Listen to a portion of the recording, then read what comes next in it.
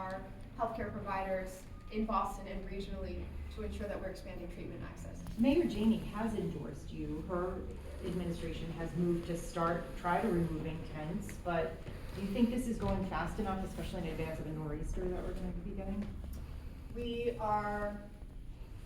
Every day that goes by, we get closer to winter and freezing temperatures where an already dangerous situation becomes life or death for every single person that is on the streets. We need to move quickly, and I've been in communication with the administration and with others on the plans and understanding how this is unfolding. We cannot have an approach that reinforces criminalization, so every step that is being taken is to ensure public health is driving the decision-making and driving the action, to connect people with services, with treatment, and with housing, and then to continue expanding the number of beds that we have immediately for low-threshold supportive housing. So it sounds like you're saying it's not moving fast enough right now. We need to move quickly, but also in a way that supports treatment and doesn't further perpetuate criminalization. And so the steps that are being taken are very important right now to give clear notice, to ensure that we are in communication with every person living in a tent or on the street in that area, to provide storage for personal belongings. This is different from the Operation Clean Sweep that was carried out in 2019, and that distinction in leading from a public health lens rather than a law enforcement lens is very important here. Councilor, I was asking Councilor Campbell why she hasn't endorsed yet. She said it's no secret, she's leaning toward you. One of the reasons she hasn't endorsed is because she's looking for more specifics from you. She mentioned specifically that you at one point were behind a 10% reduction in the police budget to reallocate social service type stuff. She said she hasn't heard you say that on the campaign trail. Is that something you are still behind, a 10% reallocation of the police budget? We need to invest more in public safety and public health, but ensure that the resources are going to the right place. And when you look at the police budget, it is 95% plus staffing and personnel and costs associated with positions. And so my focus continues to be the same as when I launched this campaign, to ensure that we are responding to crisis calls, particularly related to mental health and mental illness, with a separate public health-led response, not with armed law enforcement, and to change the staffing in that way for our crisis response. Is that yes or no to the 10% reduction in the police budget? It's not enough to just put a specific number. We have tried just tagging a certain number before that budget cycle in which that letter was put forward, as well as this most recent budget cycle. There were specific numbers that came out of the overtime line item, but doing so in a way that just moves things around, because the city is obligated to pay for every single hour of overtime worked, no matter what the budget line item says, is not the starting point. We need to ensure accountability and that our resources are being allocated in the right way, but that has to come with clear plans and with a commitment to execute those plans, particularly moving into the mayor's office. Michelle, who's on your transition team?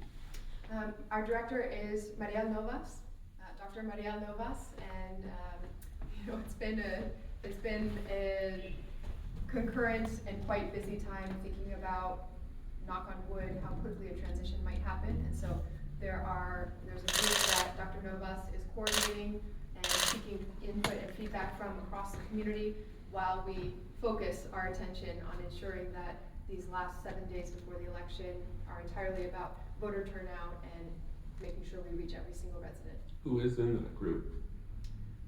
Dr. Novas is talking to a large number of people. Including any specific people? I'm not going to name specific names at this point. There will be more conversations that we're having, but our transition director is leading those conversations, while I and our campaign are focused on making sure we're turning out the vote and running strong until election day. Can you talk about the process of transition for both sides in general? Have you been in touch with the administration? Can you talk a little bit more about that process?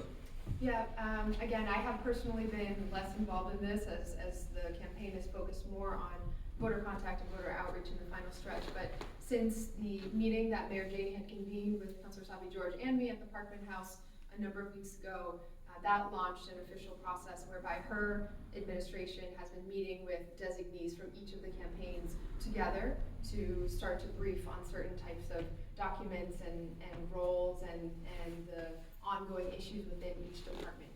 Each campaign has also been involved and able to seek information and ask questions in that venue as well. What about like police details and office space? Has that all been worked out? Have you been in touch with them for that? We have been accumulating a list of things that would be involved in the transition, but the details have not been worked out, and on those in particular, nothing has been arranged.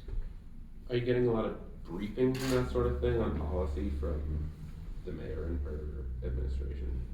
There's so as we discussed in the Parkman House meeting, there's a period now where it's more focused on administration staff with the respective transition teams understanding the mechanics of how this would happen, and then whoever is elected on November 2nd would undergo a much more intense briefing process with the mayor and with the administration at that point. So I have personally not been in any briefings yet.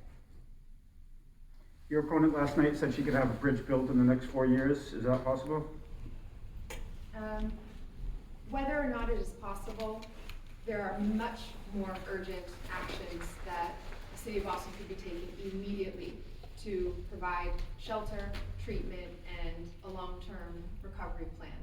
And so the resources that it would take to build a bridge, even if we got through the hurdles of litigation and coordination regionally, it's well in the hundreds of millions of dollars that we could easily deploy through building up ferry service and then taking those capital funds to retrofit supportive housing that is needed immediately. But you'd be in favor of ferry service immediately? Yes. Even though the administration did that report that said ferry service would still be years out and pretty expensive. Ferry service would be much less expensive than a major bridge reconstruction project in the middle of the open ocean. And so we need to be pursuing all plans at the same time. The most immediate short term is to ensure that as the weather grows cold, people have warm shelter and a place to store their belongings before winter comes.